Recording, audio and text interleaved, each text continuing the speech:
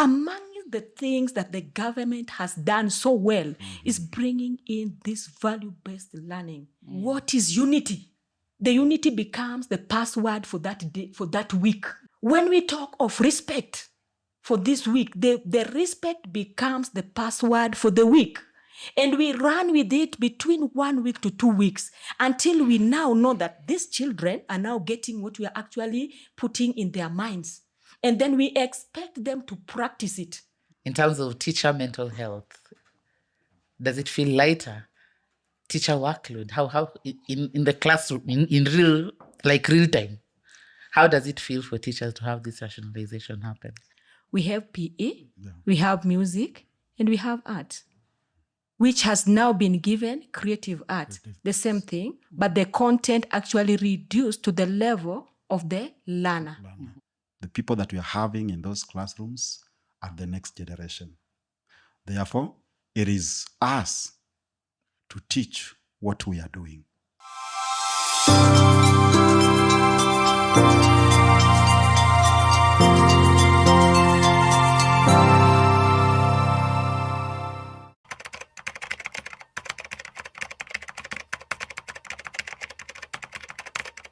Hello everyone, my name is Simon Mukambo from Dignitas. Today hosting Dignitas podcast. And Dignitas, basically we are an education development organization that we empower school leaders and instructional leaders their skills so that can be able to implement the curriculum in an effective manner. In today's episode, we'll be looking at competency-based assessment. But before that, allow me to introduce my guests. We'll tell you their names and what they do. On my left here. Thank you, Simon. I'm Moses Mudhini, end of institution from Machakos County. I have been teaching for the last 27 years, and I'm happy to be part of this podcast. Thank you, Moses. And on my right. Thank you very much, Simon. My name is Mary Ndutahoho, a primary school teacher in Nairobi County. I've taught for 8 years now, and I have experience in both 844 and CBC. I'm so glad to be here with you today. Thank you, Mary. Thank you, Moses, for being here as a guest. You are teachers, and from what we've heard, Moses has been teaching for the last 10 years. Mary has been teaching for the last 5 years. That's a wealth of experience. That's why their voice will really be important as far as our competency-based education is concerned. Education is a very critical component in our development of our country. And as you all know, there's a lot of reforms that has gone into the education right now. So we're talking about competency-based education, and we need to talk about things that matter, and who else can talk better more than a teacher. So in today's episode, previous episode rather, we looked at competency-based education in its entirety, looking at the things that people know, things that are still unclear, and teachers had their voice to expound on some of the things they know about the transition that has taken place from 844 to now the competency-based education. Maybe just a recap on what you know about competency-based education, some of the things that we wish other teachers to know, maybe parents and other stakeholders. I'll start with you, Mary. CBC, the competency-based curriculum, according to me, is far much more better than 844. Okay. The reason is CBC does not only focus on education and what the learners can memorize. Mm-hmm. CBC also focuses on competencies. It is easier to focus on a specific learner and cater for their needs and nurture their talents. Mm-hmm. Yes. I hear more of skills. I hear more of the competency of the learners. Yeah. We'll be exploring more about that as well. Moses? To add on what Mary has just said, competency-based curriculum, which has now changed to competency-based education, is assessed through competence-based assessment. And in competence-based assessment, teachers observe learners' skills, learners' competencies in different learning areas, including their communication and collaboration with their peers. Thanks, Moses, for your insights about the core competency and what you understand and about this curriculum. So it's a very critical curriculum, system of education. And from what I hear from you, that it's a system that nurtures learners' competencies, skills, and knowledge. So my question today to you, and even for the viewers to be able to understand about how this curriculum is going to be assessed. So when you talk about competency-based education, what should a parent know that is different from 844? I'm assuming this parent is an 844 parent who went through the system that is totally different from this the current system of education.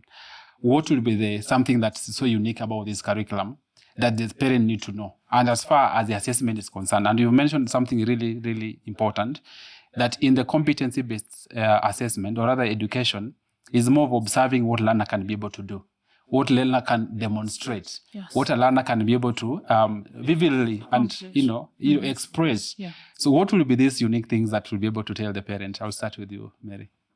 So the CBC is unique in that we don't wait to the end of a certain thing, a certain maybe term or year to assess what the learner can do. Okay. We do this every day, every moment. Just as the lesson is going on, I can be able to assess a learner through observation. We have the portfolios, we have the rubrics that we fill in every lesson. After every substrand, I can be able to tell this learner A can do this, they can be able to do this, but with a bit of help. And then with that, going to the next lesson, I'll be able to assist that learner. It's not like when we head to it up to the end of the term to know that this learner is lagging behind in maybe this learning area, so that you can assist them next term. Okay. This time you are able to notice immediately, you give real-time feedback even to the parents. Okay. Yes, thank you. Good insights there, Mary. And it sounds like when you talk about competency-based education, what is unique is about the continuous assessment Yes. of learners' progress in whatever concept that you want them to learn. Yes. Good one. Maybe Moses, could you lay a foundation a little bit?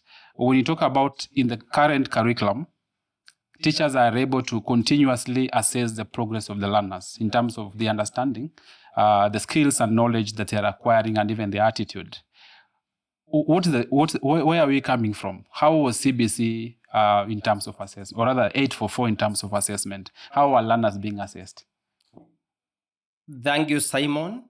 The 844 system was more of summative assessment.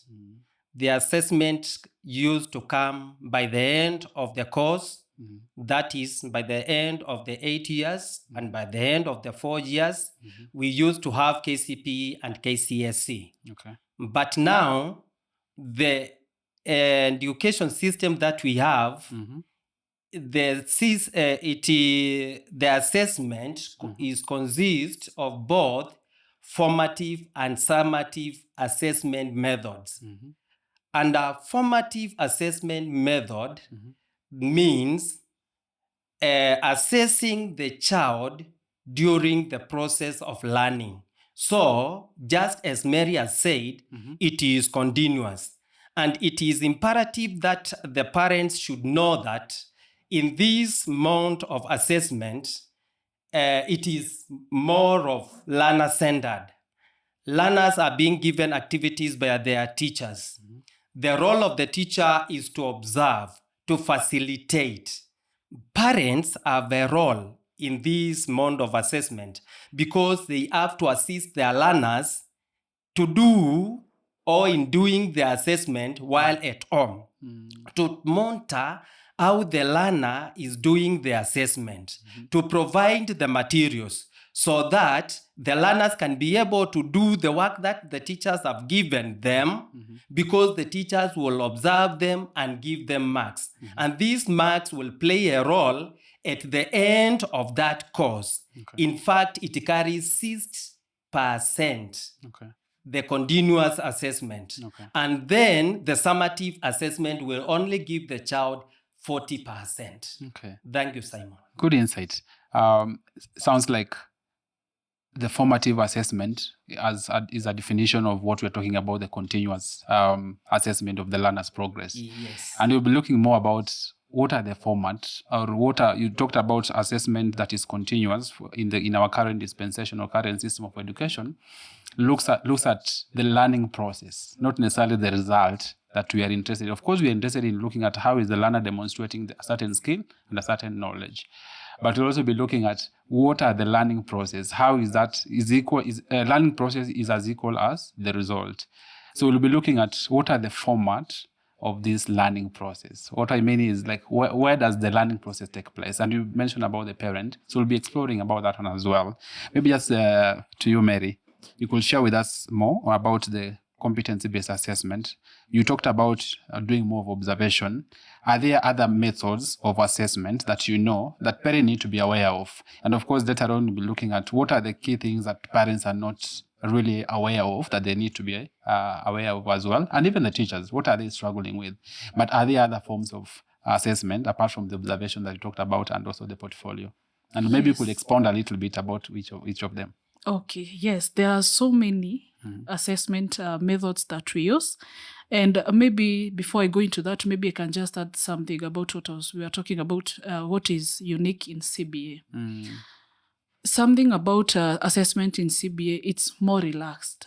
Okay. It's not rigid. Okay. Like, like, I'm a product of 844. Okay. You know how much we used to fear the tests. Yes. And there were some quick fire tests that teachers used. They were instilling fear in us.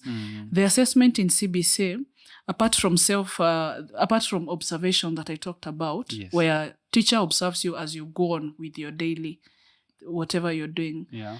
There is also self-assessment. Okay. After every topic, the learner, you ask them, I can do, and then they can write, I can do this, I can do this. They assess themselves, what can I do? Okay. There is also peer assessment, Okay. where they assess each other as peers.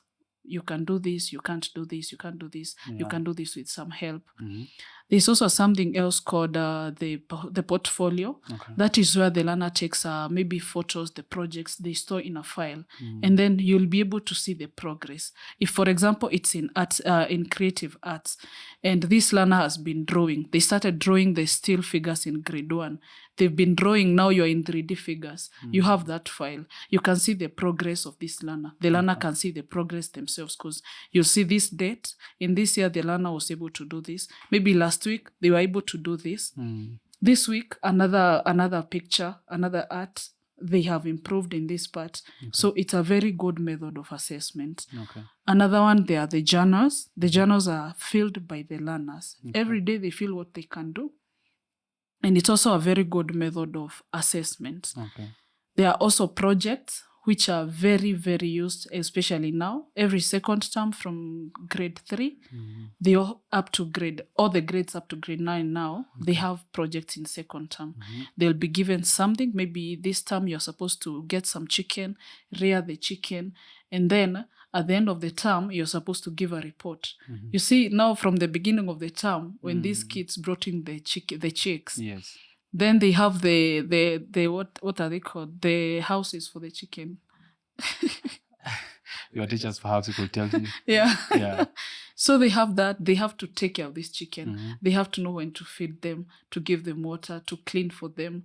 Until, they have to even check, hey, this class, they are competing now maybe in different streams. Yeah. Their chickens are doing better than ours. Okay. Then all this time, you're assessing them. You just come, you check, you see how it also creates very good attitude towards the jobs that formerly we used to see like they are not good jobs. Okay. Now this learner, at the end of the term, you tell them, now we started with chicks, we bought a chick at 200 bob. Then right now we have 10 jogos. We are going to sell each at 1,200. And then you sell to just the teachers within the school. Okay. And then the class can do a party, they can share that money. It's a very rewarding assessment method. Okay. And you can see, like I told you, it's very relaxed. It is. It is very relaxed. It is very enjoyable to the learners. Okay. Yeah. Wow, it sounds really good, and especially when talking about the project. Yes. And also talking about, learners are able to do the self-assessment. I wonder why maybe we still have some misunderstanding when really these things are happening and teachers are finding it easy. But we'll be exploring even more about what are the misconceptions, what are the things that teachers haven't learned based on how to communicate about how the methods of observation or rather of assessing learners. Moses, is there something you also want to add? Especially, Mary has been able to take us to a class and see how, the assessment, environment looks like and how learners, the process looks like. Are there other methods that you want to maybe to add? I just want to add on what she has said, and especially grade 3, the modeling the monitoring of learner progress project that is holistic.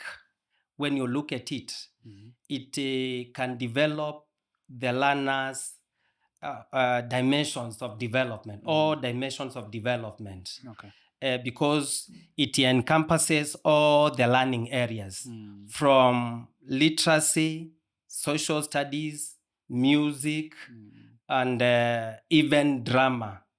When children are exposed to that project, they are able to do activities related to all learning areas. And when they acquire that knowledge, it will be able to develop them holistically. Okay.